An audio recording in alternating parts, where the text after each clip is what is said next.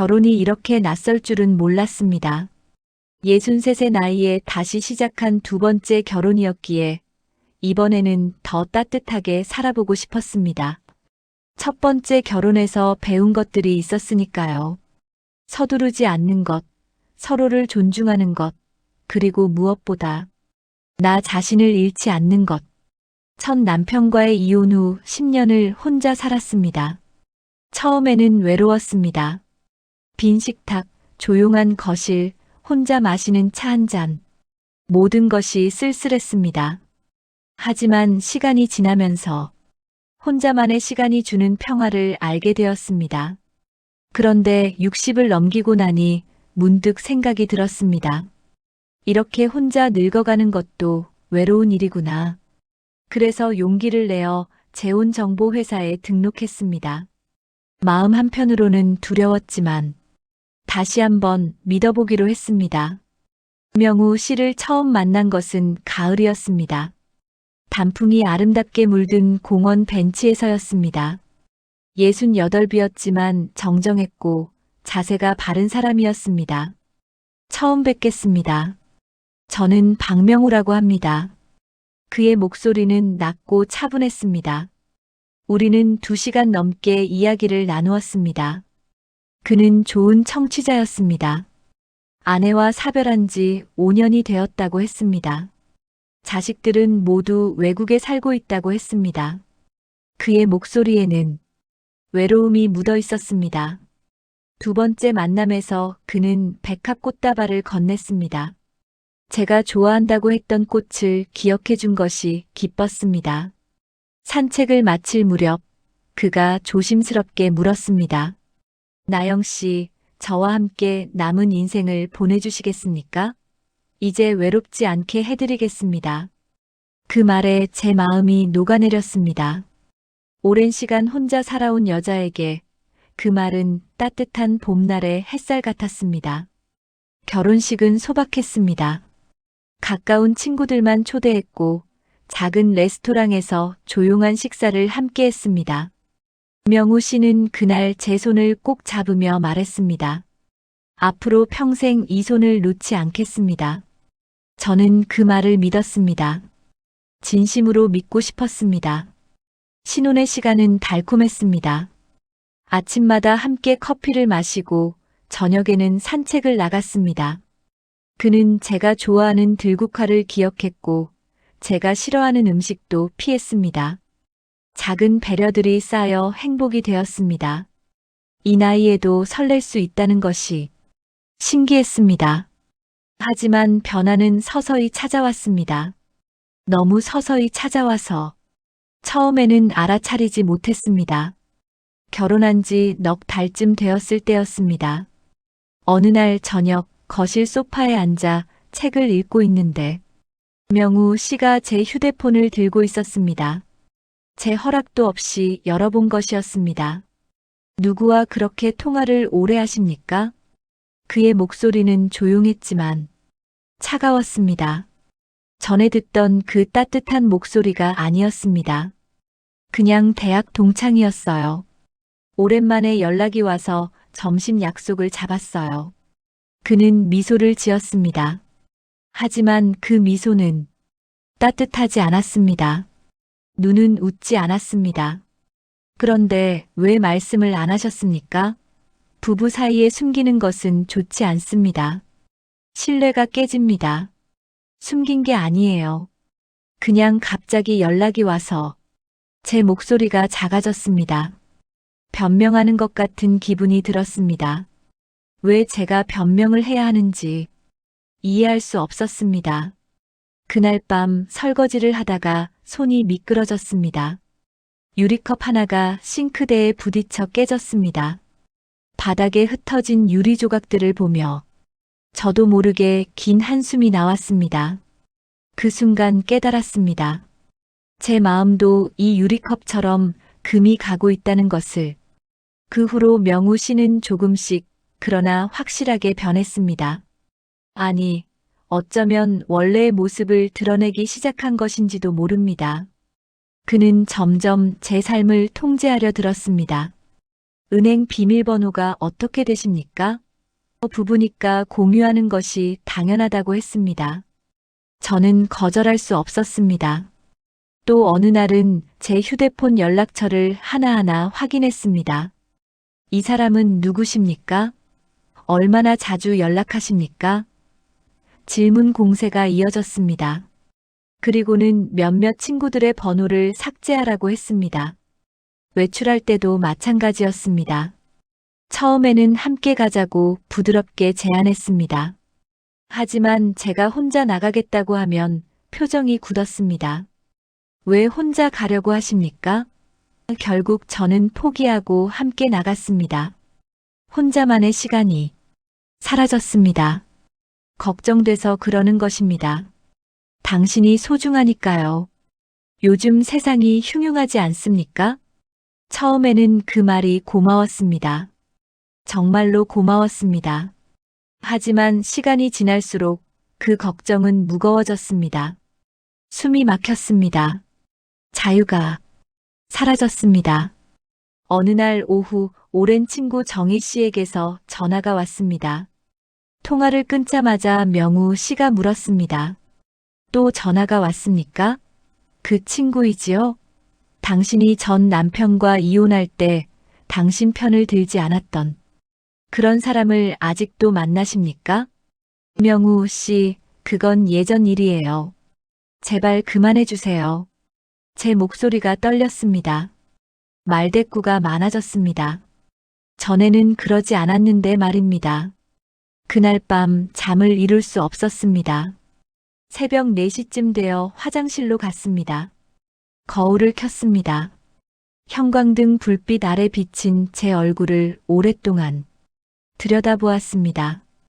63의 나이에 새겨진 주름들이 보였습니다. 하지만 주름보다 더 선명하게 보이는 것이 있었습니다. 눈빛이었습니다. 그 아래 깊이 자리 잡은 두려움이었습니다. 거울 속 여자는 낯설었습니다. 이 사람이 정말 나일까? 저는 언제부터 이렇게 작아졌을까요? 언제부터 제 목소리를 잃어버렸을까요? 명우 씨는 저를 사람으로 대하지 않았습니다. 마치 소유물처럼 자신의 물건처럼 대했습니다. 제가 웃으면 의심했고 조용히 있으면 추궁했습니다. 무엇을 해도 그의 의심은 끝이 없었습니다. 며칠 후 더 심각한 일이 벌어졌습니다. 명우 씨가 제 통장을 보고 화를 낸 것입니다. 이 돈은 왜 나 몰래 가지고 있었습니까? 부부라면 함께 쓰는 것이지요. 그는 분노를 억누르며 말했습니다. 목소리는 낮았지만 떨리고 있었습니다. 그건 제 퇴직금이에요. 35년 동안 일해서 받은 돈이에요. 제 인생의 마지막 안전망이에요. 이제 그것은 우리 돈입니다. 당신 혼자만의 것이 아니지요. 그 순간 깨달았습니다. 이것은 사랑이 아니라 지배였습니다. 그는 저를 사랑한 것이 아니라 소유하고 싶었던 것입니다. 제 자유를, 제 삶을, 제 돈까지, 제 모든 것을 자신의 통제 아래 두고 싶었던 것입니다. 다음 날 명우 씨가 외출한 후 정희 씨에게 전화했습니다. 조용한 카페에서 만나자고 했습니다. 정희 씨가 집에 찾아왔을 때 그녀는 제 얼굴을 자세히 들여다보았습니다. 나영아, 살이 많이 빠졌네. 얼굴도 안 좋고. 괜찮은 거야? 그냥 조금 바빴어. 남편이 요즘 신경이 예민해서. 정희 씨는 제 손을 꼭 잡았습니다. 나영아, 솔직하게 말해봐. 혹시 맞은 일은 없지? 저는 고개를 저었습니다. 하지만 눈물이 났습니다. 괜찮아. 때린 적은 없어. 그냥 소리만 질렀어. 물건을 던지기는 했지만 그것도 폭력이야, 나영아. 정희 씨의 목소리가 떨렸습니다. 카페에서 다시 만났을 때 저는 낮은 목소리로, 떨리는 목소리로 부탁했습니다. 정희 언니, 부탁이 있어요. 명우 씨에 대해 알아봐 주실 수 있어요? 그 사람이 예전에 어떤 사람이었는지 알았어. 내가 아는 사람 중에 사설 탐정하는 사람이 있어.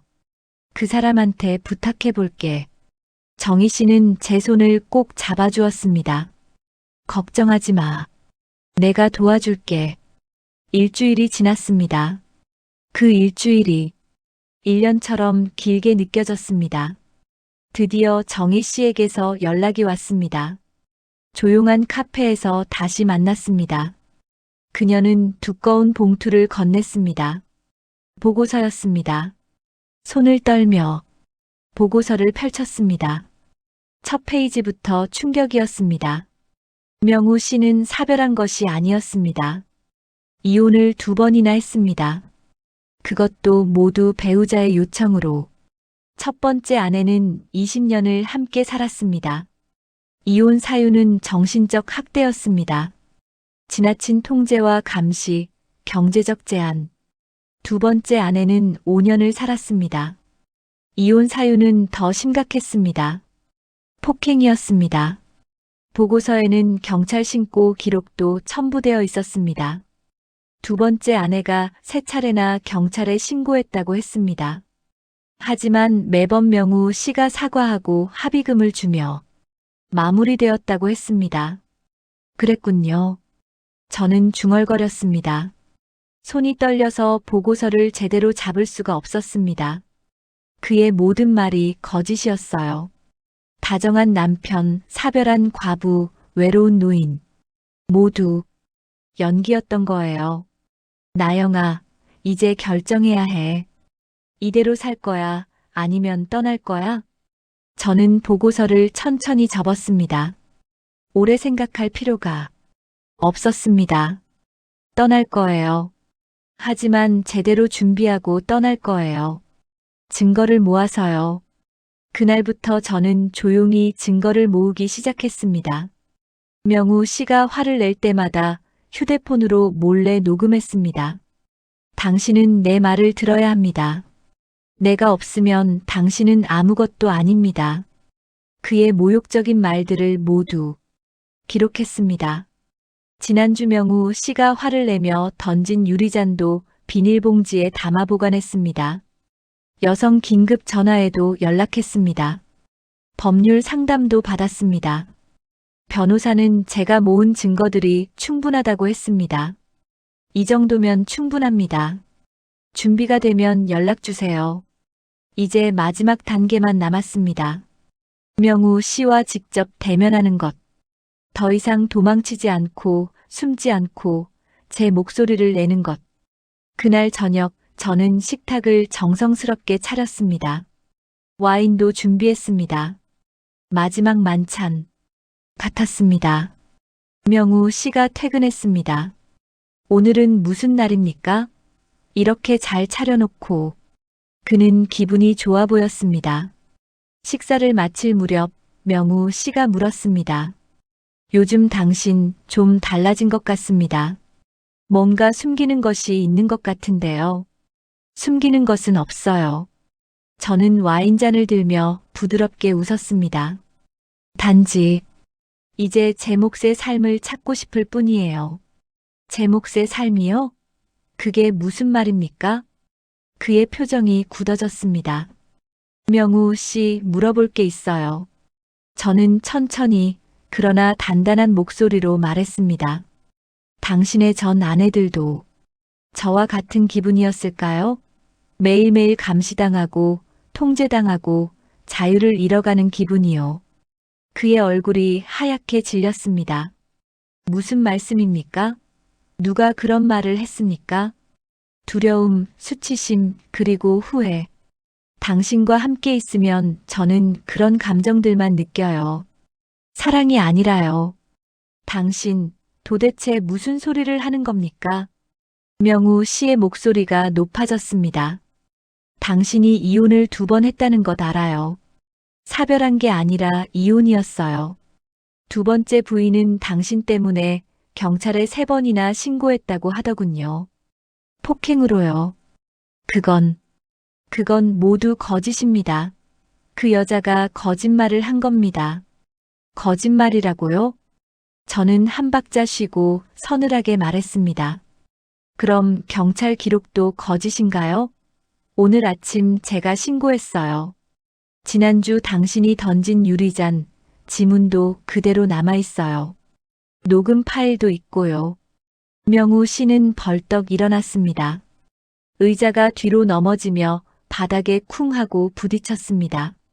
당신, 감히 나를 신고했단 말입니까? 그의 얼굴이 붉게 달아올랐습니다. 저도 자리에서 일어났습니다. 이번에는 물러서지 않았습니다. 이제 그만하세요, 명우 씨. 제 목소리가 떨렸지만 분명했습니다. 저는 더 이상 당신의 거울 속 인형이 아니에요. 당신이 원하는 대로 움직이는 꼭두각시가 아니라고요. 나는 당신을 위해서. 그가 말했습니다. 위해서요? 저는 비웃었습니다. 저를 위한다면서 제 친구들을 끊게 했고, 제 돈을 빼앗으려 했고, 제 삶을 통제했어요. 그게 저를 위한 겁니까? 멀리서 사이렌 소리가 들려왔습니다. 점점 가까워지고 있었습니다. 명우 씨의 얼굴이 창백해졌습니다. 숨소리가 가빠졌습니다. 나영 씨, 그의 목소리가 무너졌습니다. 저는 그냥 사랑했습니다. 당신을 잃을까봐 두려웠습니다. 저는 고개를 저었습니다. 사랑은 서로를 가두지 않아요, 명우 씨. 사랑은 자유를 주는 거예요. 신뢰를 주는 거예요. 당신이 한 것은 사랑이 아니라 폭력이었어요. 초인종이 울렸습니다. 경찰이었습니다. 저는 문을 열었습니다. 경찰관들이 들어왔습니다. 신고 접수하고 왔습니다. 박명우 씨 맞으십니까? 명우 씨는 아무 대답도 하지 않았습니다. 그저 멍하니 서 있을 뿐이었습니다. 경찰관들은 제가 준비한 증거들을 확인했습니다. 일단 서에 동행하셔야겠습니다. 명우 씨는 마지막으로 저를 돌아보았습니다. 그의 눈빛에는 분노와 배신감, 그리고 놀랍게도 슬픔이 섞여 있었습니다. 하지만 저는 더 이상 흔들리지 않았습니다. 제 결정이 옳다는 것을 알았습니다. 경찰차가 떠났습니다. 거실에는 긴 침묵이 흘렀습니다. 깊고 무거운 침묵이었습니다. 저는 창문을 활짝 열었습니다. 차가운 밤 공기가 거실로 밀려 들어왔습니다. 숨을 깊이 들이마셨습니다. 자유의 공기였습니다. 다시 거울 앞에 섰습니다. 밝은 불빛 아래 제 얼굴이 선명하게 드러났습니다. 63의 주름진 얼굴이었습니다. 하지만 이제 그 얼굴이 두렵지 않았습니다. 눈빛이 달라져 있었습니다. 며칠 전까지만 해도 두려움으로 가득했던 그 눈빛이 이제는 또렷하고 단단해져 있었습니다. 입꼬리가 살짝 올라갔습니다. 웃고 있었습니다. 진짜 웃음이었습니다. 이제 나로 살아야겠어. 거울 속 여자에게 말했습니다. 거울 속 여자도 미소 지으며 고개를 끄덕였습니다. 그날 밤 오랜만에 깊이 잠들었습니다. 악몽도 없었고 중간에 깨지도 않았습니다. 아침 햇살에 눈을 떴을 때 몸이 가볍게 느껴졌습니다. 석 달 후 이혼이 확정되었습니다. 법원에서 나오는 길, 하늘이 유난히 푸르게 보였습니다. 가을 하늘이었습니다. 단풍이 아름답게 물들어 있었습니다. 후회하지 않아? 정희 씨가 물었습니다. 아니, 전혀 후회하지 않아. 오히려 이제야 제대로 숨을 쉬는 것 같아. 아파트로 돌아왔습니다. 거실이 텅 비어 보였지만 답답하지 않았습니다. 오히려 넓고 시원하게 느껴졌습니다. 창문을 열었습니다. 가을바람이 불어왔습니다. 거울을 보았습니다. 거울 속의 여자는 이제 웃고 있었습니다. 자유롭게, 편안하게 웃고 있었습니다. 제 모습 그대로의 웃음이었습니다. 사랑은 여전히 어렵습니다. 누군가를 믿는 일은 여전히 두렵습니다. 다시 사랑을 할 수 있을까요? 모르겠습니다. 어쩌면 평생 혼자 살 수도 있습니다. 하지만 이제는 알게 되었습니다.